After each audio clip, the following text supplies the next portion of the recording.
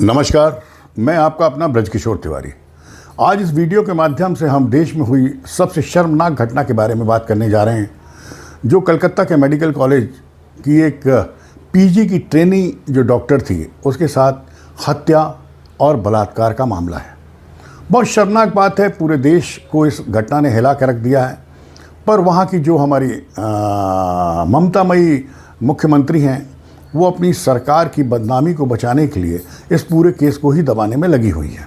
ये तो भला हो हाई कोर्ट का कि उन्होंने आज आदेश दे दिया कि इसकी इंक्वायरी सीबीआई से होगी और सीबीआई वहाँ पहुँच चुकी है। घटना की शुरुआत हम करते हैं। ये जो ट्रेनी थी, अगर हम इसको एक कोई भी नाम दे दें, जैसे समझ लें अपन इसको डॉली नाम दे देते हैं, तो इस काल्पनिक नाम के साथ ये बच्ची अपनी ड्यूटी पूरी करके रात को 2 बजे, जैसे बाकी डॉक्टर्स भी रेस्ट रूम में रेस्ट करने जाते हैं, वैसे ये रेस्ट करने अपने रूम में चली गई। वैसे 3 डॉक्टर्स गए थे, 2 डॉक्टर्स रास्ते में कहीं और चले गए और महिला डॉक्टर्स थी, और ये अपना रेस्ट रूम में चले गए।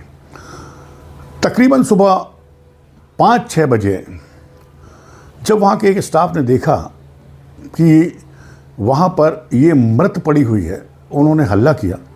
पूरे मेडिकल कॉलेज में हल्ला हुआ और लोगों ने आके देखा, पुलिस आई, गवर्नमेंट को खबर लगी, उनके लोग आए और उस लड़की को उन्होंने ढांक दिया। उस समय जिन्होंने भी उस लाश को देखा, उनका जो वर्णन है वो इतना दर्दनाक है कि किसी भी वीडियो पर या किसी भी टेलीविज़न न्यूज़ पर वो बताया नहीं जा सकता। फिर भी मैं आपको एक हिंट देता हूँ। उस लाश के पूरे शरीर में घाव थे।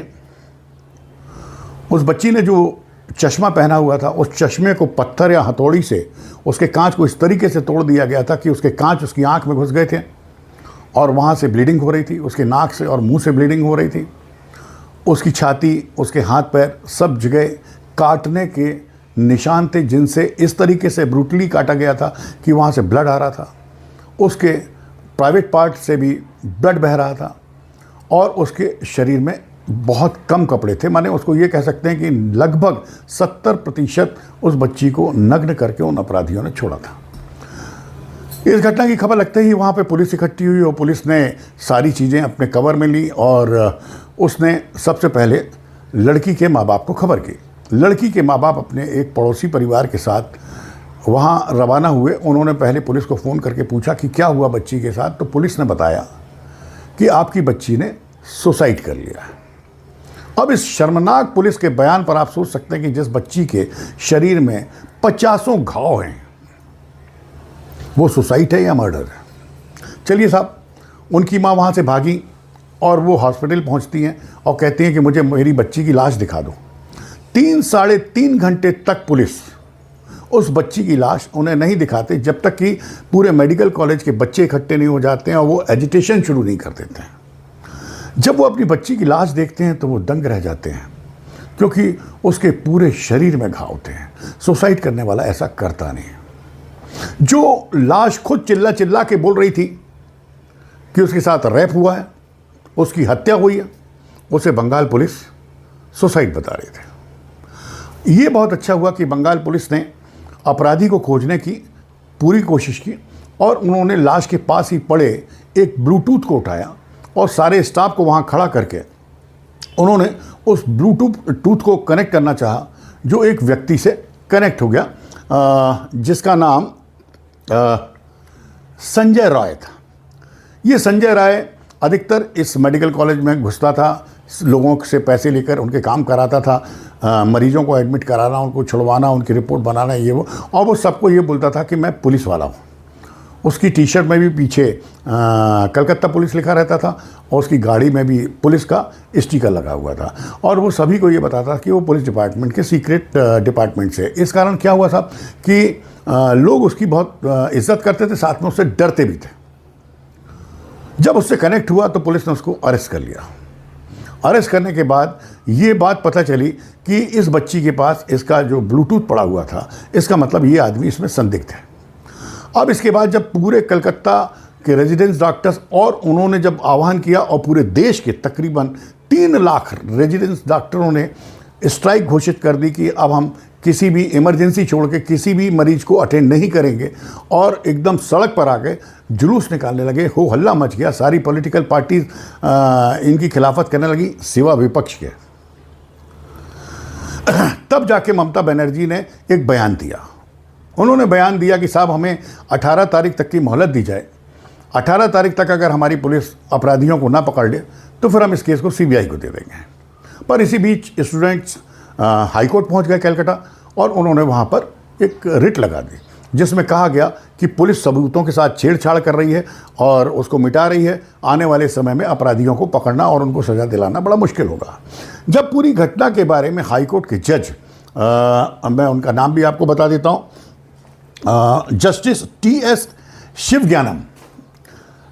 शिवज्ञानम साहब को ये घटना के बारे में पता चला तो वो आश्चर्यचकित रह गए कि इस तरीके की लाश दिखने के बाद अभी तक अपराधी नहीं पकड़े गए। और अच्छा, सबसे बड़ी बात यह है कि जिस जगह घटना स्थल था, जो सबसे पहले सील किया जाता है, जिस कमरे में ये हत्या और बलात्कार हुई, उस कमरे को भी पुलिस ने सील नहीं किया, इवन उसकी सफाई करवा दी। ये सब पता चलने के बाद हाई कोर्ट ने तत्काल ये ऑर्डर दिया कि आज ही इस केस को बंगाल गवर्नमेंट को सीबीआई को सौंपना पड़ेगा और उन्होंने सीबीआई को आदेश दिया। और मैं जब ये वीडियो बना रहा हूँ तब सीबीआई के अधिकारी दिल्ली से कलकत्ता एयरपोर्ट पर उतर चुके हैं और वो अपनी जांच शुरू कर चुके हैं। ये वीडियो के बनाने का मकसद ये है कि कितनी संवेदनशील बंगाल सरकार की मुख्यमंत्री हैं, जो महिला अपने आप को कहती हैं। मुझे तो डाउट होता है, उनको एक बार और मेडिकल करा के आम जनता के सामने बताना होगा कि वो महिला हैं, क्योंकि हमारे हिंदुस्तान में ये कहा गया है कि जो महिला होती है उसके अंदर ममता बाय डिफ़ॉल्ट होती है, भगवान की तरफ से ही भर दी जाती। और इनका तो नाम ममता बनर्जी है। ममता बनर्जी को अपना नाम बदल लेना चाहिए, क्योंकि उस लेडी के अंदर सिर्फ हत्यारों की आत्मा है, बिल्कुल कहीं से भी ममता का 1% भी नहीं है। उस महिला ने एक बच्ची की रेप और मर्डर के बावजूद ये पुलिस को पूरे साक्ष्य छुपाने में पूरी मदद की। अगर आप देखें तो वो सीबीआई को भी ये केस नहीं देती अगर हाई कोर्ट इस पे ज़बरदस्ती ना करता अपना आदेश। दूसरी बात, ममता बनर्जी ने 18 तारीख तक का सिर्फ इसलिए समय मांगा था ताकि वो वहाँ के सबूत नष्ट करा सके, क्योंकि जो ये व्यक्ति था ये टीएमसी से जुड़ा हुआ था, जो रॉय था, जो पकड़ा गया है एक। अब आपको लाश के बारे में बताएं, उस लाश को देख के ये लगता ही नहीं कि कोई एक व्यक्ति इस लाश को इतना छत बिछत कर सकता है। कम से कम 3 से 4 लोगों ने उसका रेप किया, उसके बाद उन्होंने मिलकर उसको ब्रूटली, बहुत ही दुर्दांत तरीके से मारा, जिससे लेके आप चाहते, अगर किसी से आपको डर था या कुछ था, तो अधिकतर हत्यारे क्या करते हैं, उसका गला दबा देते हैं या रस्सी या गमछे से कस देते हैं। पर जिस ब्रूटली तरीके से उसको मारा, माने हर जगह काटा गया है, यहाँ तक कि बड़ी शर्मनाक बात है, फिर भी जो पोस्टमार्टम रिपोर्ट है जो हाई कोर्ट के सामने पेश की गई, उसमें ये आया है कि उस बच्ची के गुप्तांग से लगभग 150 ml सीमन प्राप्त हुआ है। अब इससे आप समझ सकते हैं कि इतना सीमन किसी एक व्यक्ति का नहीं हो सकता, इसमें कई व्यक्तियों ने उसके साथ पहले रैप किया और उन्हीं सब ने मिलकर मारा। पर इन्होंने एक हल्ला दबाने के लिए एकमात्र उस राय को गिरफ्तार कर लिया और जेल भेज दिया। एक शर्मनाक बात और है कि जो वहाँ के प्रिंसिपल थे, उस प्रिंसिपल तक को इन्होंने नहीं हटाया था। जब इन पे ज़्यादा दबाव बना तो उन प्रिंसिपल साहब को हटाकर वहीं के दूसरे मेडिकल कॉलेज का प्रिंसिपल उनको बना दिया गया। इसका मतलब है कि जब एक संस्था का एक प्रिंसिपल हेड होता है, जब उसके कॉलेज में इस तरीके की घटना हुई तो उसका दायित्व क्या बनता है? सबसे पहले पुलिस को इन्फॉर्म करना, पूरे समय उस बच्ची के साथ रहना, उसके परिजन के साथ रहना, इंक्वायरी करवाना और जो भी डाउटफुल चीज़ें हैं वो। आज तो और गजब हो गया, जब ममता बनर्जी जिस रूम में घटना हुई है उससे चंद थोड़ी सी ही दूर में वो वॉशरूम बनवा रही है। जब सीबीआई अधिकारियों ने पूछा कि भाई ये आप यहाँ पे तोड़ा फोड़ी क्यों मचाए हुए हैं, तो उनका कहना था कि हॉस्पिटल में वॉशरूम की कमी है। तो इसका मतलब आज ही वॉशरूम बनाना जरूरी था, या उस वॉशरूम बनाने के साथ ही कुछ साक्ष्यों को उसकी मिट्टी में दफन किया गया? ये भी सीबीआई को ध्यान देना होगा। बहुत ही शर्मनाक बात है कि भारतीय जनता पार्टी को छोड़कर विपक्ष की एक भी पार्टी ने इस बच्ची की हत्या और बलात्कार पर कुछ नहीं कहा, क्योंकि इन सबका एक इंडी गठबंधन है और ये सारे चोर चोर मौसेरे भाई एक दूसरे की बुराई कभी नहीं करते। अगर आप देखें तो वो जो एक महिला है, डाउटफुल महिला है, प्रियंका गांधी है, महिला हूँ, लड़ सकती हूँ, फलाना ढिकाना, जो उनका डायलॉग था, उन्होंने एक शब्द नहीं बोला। राहुल गांधी ने एक शब्द नहीं बोला। ये मुलायम सिंह के लड़के अखिलेश ने एक शब्द नहीं बोला। बंगाल में टीएमसी ने एक शब्द उस बच्ची के लिए सिंपैथेटिक नहीं बोला। आप देखें कि इतनी बड़ी घटना हो गई अयोध्या में, एक 12 साल की बच्ची के साथ रैप होता है और उसका वीडियो भी मिल जाता है। उसके बावजूद अखिलेश यादव कहते हैं कि उस बच्ची का डीएनए कराया जाए और अपराधी से उस डीएनए का मैच कराया जाए। अगर ये मिलता है तो ही हम मानेंगे कि उसने उसके साथ बलात्कार किया। एक और जो कन्नौज की घटना हुई उत्तर प्रदेश में, जिसमें जो इनकी पत्नी हैं डिम्पल जी, उनके खास एक समाजवादी पार्टी के नेता ने एक और बच्ची जो 15 साल की थी उसके साथ रेप किया। पुलिस ने उनको रेड हैंडेड न्यूड उस लड़की के साथ पकड़ा। उसके बावजूद समाजवादी पार्टी उन्हें बचा रही है। जिस तरीके से हमारी ये जो आदरणीय बंगाल की मुख्यमंत्री ममता बनर्जी, ये इस केस को दबाने में लगी हैं। पर ये देश भर का एक बहुत ही वो कहना चाहिए ईगोइस्टिक विषय बन चुका है, जो अब दबने से रहा। और सबसे बड़ी बात है कि हाईकोर्ट ने जिस तरीके से आदेश दिया है कि बंगाल पुलिस इसमें इंटरफेयर नहीं करेगी, सारे डॉक्यूमेंट्स उनको सीबीआई को सौंपेगी और सीबीआई 3 हफ्ते के अंदर इसकी जांच करके हाईकोर्ट को प्रोग्रेस बताएगी। पर इसके पीछे की एक और कहानी है।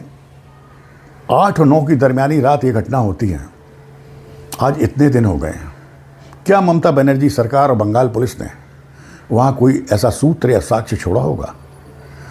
ये घटना अगर आपको याद हो तो अपने नोएडा की आरुषि हत्याकांड की याद दिलाती है। वहाँ की पुलिस बिक गई थी आरुषि के माँ बाप के हाथों और उन्होंने पूरा सब कुछ मटिया मेट कर दिया था। और उसके बाद जब सीबीआई वहाँ पर आई कि आरुषि की हत्या कैसे हुई, तो उसको मजबूरन कोर्ट में कहना पड़ा था कि साहब कोई भी वहाँ प्रमाण नहीं मिले, सारे प्रमाण पुलिस ने नष्ट कर दिए थे। तो आप सोचिए कि जो अभी 3-4 दिनों से ये घटना के बारे में जो हमारी बंगाल पुलिस और वहाँ का प्रशासन लगा हुआ, क्या इन्होंने कोई प्रमाण छोड़ा होगा? क्या उस घटना स्थल को इनको सील नहीं करना था? जहाँ पे और एविडेंस मिलते, वो खुला था, उसको साफ करा दिया गया। उसी के बगल में सटा के नया कंस्ट्रक्शन हो रहा है। क्यों हो रहा है? ये आम जनता समझ नहीं रही क्या? हाईकोर्ट समझ नहीं रहा? सब पूरा देश समझ रहा है कि इस पूरे केस को दबाने की पूरी कोशिश की जा रही है। पर ईश्वर है, न्यायपालिका में अभी भी 70% बहुत ही ईमानदार हमारे जजेस हैं और हमें कुछ पुलिस पे और सीबीआई पे भी भरोसा है। इसलिए हम विश्वास कर सकते हैं कि इसका रिजल्ट जल्दी और न्यायप्रिय आएगा। आपसे एक निवेदन है, इस आवाज़ को दबने ना दें। ऐसी कोई भी घटना होती है तो आप ध्यान से देखें कि कौन सी राजनीतिक पार्टी इस घटना के खिलाफ बोल रही है और कौन खामोश है, और इनको आने वाले चुनाव में जरूर सबक सिखाएं। ईश्वर इस बच्ची की आत्मा को शांति दे, इनके माँ बाप को ये दुख सहने की शक्ति दे। साथ में उन कल्प्रिट्स को जो 1 से अधिक होंगे ही, ये तय है, उन सबको सीबीआई जल्द से जल्द गिरफ्तार करे और इस बंगाल सरकार को पूरे देश की जनता के सामने नंगा करे कि इसने कितना गलत काम किया इस बच्ची के साथ। बहुत दुख होता है। ममता बनर्जी, कम से कम अपना नाम तो बदल लो, ममता की जगह कुछ और रख लो। नमस्कार।